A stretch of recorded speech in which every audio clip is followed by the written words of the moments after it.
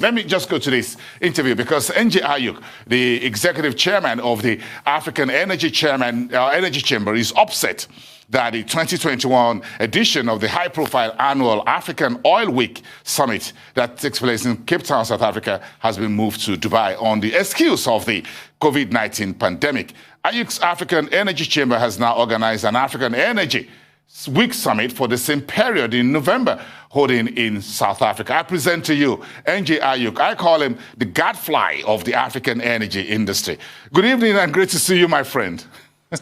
Good evening. How are you? I'm good. I'm good here in Lagos. Thank you very much. You know, each day, and I read your posts on LinkedIn because Twitter, of course, banned in Nigeria. I keep getting this energy. And over the last few days, I was really enthused to see the number of energy ministers across Africa, including heads of government, that are supporting your move to host the Africa Energy Summit in November in South Africa. So tell me more about this summit. What is the African Energy Chamber? What are you looking to achieve, my friend?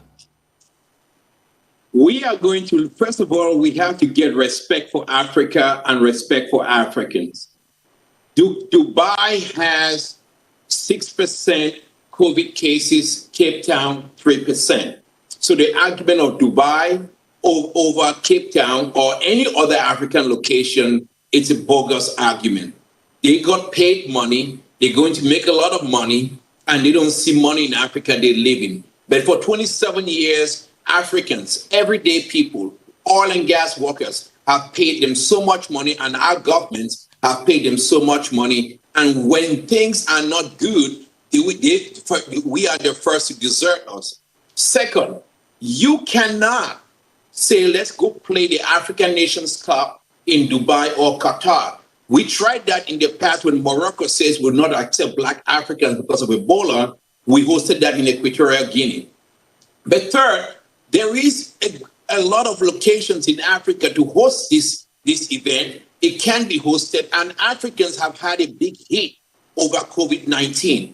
This is a time when we have to, the oil and gas industry, have to rally around Africans and boost them and drive them to say, we are back. I just saw you reading the price of oil today at 25. We are back. Our continent is back. But everyday people have to feel like they are back again.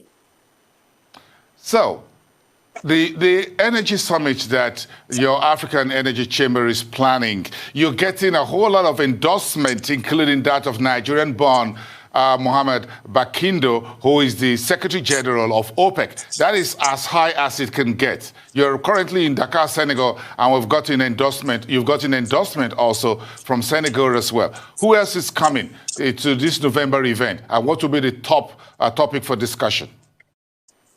The top topic for discussion is going to be energy transition. The oil and gas industry has been hit from its environmental groups and many people in Europe and Western societies who believe that we need to stop producing oil and gas and we need to move into clean energy and renewables. Africa is not there. You're just talking about Cyril Ramaphosa saying they're offering only $30 billion to Africa. If we are going to shut down oil and gas today, you are going to need $1 trillion in investment to get us to making energy poverty history, because 800 million people in Africa don't have any access to any kind of power, any kind of electricity and clean cooking. The idea that we are going to have every African by 2030 driving a Tesla is not right. That is your own la-la land. We in Senegal, we are having endorsements from the president, from the ministers. We are going to have one of the greatest shows this continent has seen. And I'll be in Nigeria soon. We are going to have about 6 or 7 African head of states from petroleum producing countries. We are setting out to have about 30 ministers present in Cape Town. We are also looking at the national oil companies. We are driving these because there is a bigger agenda. Africa cannot transition quickly. We cannot afford it. Natural gas is going to change the environment. Take, for example, Nigeria, so much gas, so much promise. Mozambique is going to be the 3rd largest producer of gas in the world. So we need to use that natural gas to develop Africa and drive our continent. And this is not time to stop this industry and shut it down. We still have time to go. Yeah, we still have time to go. When we talk about energy sustainability, what are the top issues for Africa right now? Is it about regulation? Is it about governance issues? Is it about investment? Because somehow we need to join the new bandwagon or the new narrative, in the manner of speaking. We need to join the new bandwagon, but understand that the new bandwagon, that those who are saying we should join, for example, Norway is developing new oil and gas fields. Regulations are important. We need to encourage free market capitalism. We need to encourage limited government.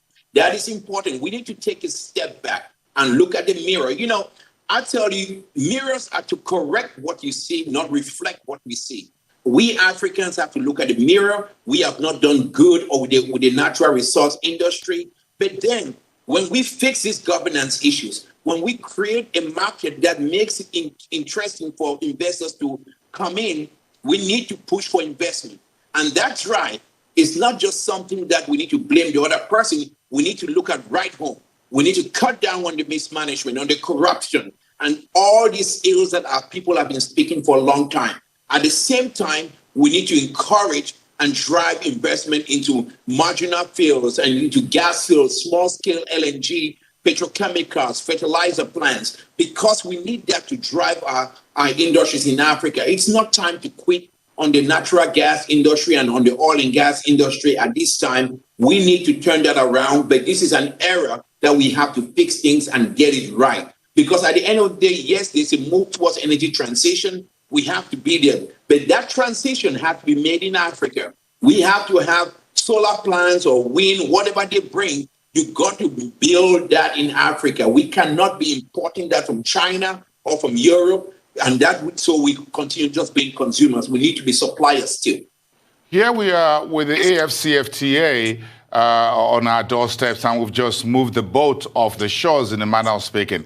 How critical is energy sustainability in achieving the AFCFTA? Oh, it's real critical because you're talking about having the largest free trade zone with 1.3 billion people. 1.3 billion people, largest free zone in the world, free trade zone in the world. But guess what? 800 million of those cannot have real energy, clean cooking every day. And don't forget, one other key issue, you can't travel within the continent around ourselves. It's easier for Europeans to come to Africa, but we in Africa cannot move around Africa. So you might not be able to get energy move around Africa if the Africans that are going to drive the energy, whether wind, solar, or gas or oil, they cannot get visas, or they'll be stuck, or they'll be harassed at the borders. We need to challenge ourselves with that. But there's a big opening, a big advantage in the AFTA. If we get that right, we challenge ourselves, get out of our comfort zones. Africans can really see so much jobs being created every day. Africans can see so much opportunities coming around them every day because we will be trading with ourselves. There'll be so much commerce with ourselves. And that's why I'm inviting everybody to the African Energy Week, because we need to put all these issues on the table. We're financing these. We want to ensure that this is our time to drive it. You'll be surprised. We're receiving more European and American support than anybody think. The Canadian premiers, they're coming on board. We're getting people out of all states, and Texas, Oklahoma, Alaska, North Dakota. We're going to see a big trove. I just want to make sure we have enough seats for Africans, and it does not end up being a show about Americans and Europeans coming here to determine our policy. Ayuk, I guess I've got to come with my own chair, because you're talking about not having enough chairs in the venue in South Africa. So I'm going to come with this. I'm going to ask my chairman if I can take this seat along with me when I'm flying down for the event in November. So be sure to reserve a space. Give you a front seat if you come. When you get to Nigeria, you should get into our studios here in downtown Lagos. You would love to be. Just give me 1 minute about the African Energy Chamber, the organization itself. You had a board recently, a couple of months ago, and all of that. How did you folks wade through 2020? Give me a minute of that, my friend. Through 2020, it was tough, but we resort to have what we call a common sense strategy for Africa. We have been working a lot in raising financing, advising governments, driving the market. I'm not the most popular person on Monday with some presidents. On Tuesday, I'm their best friend.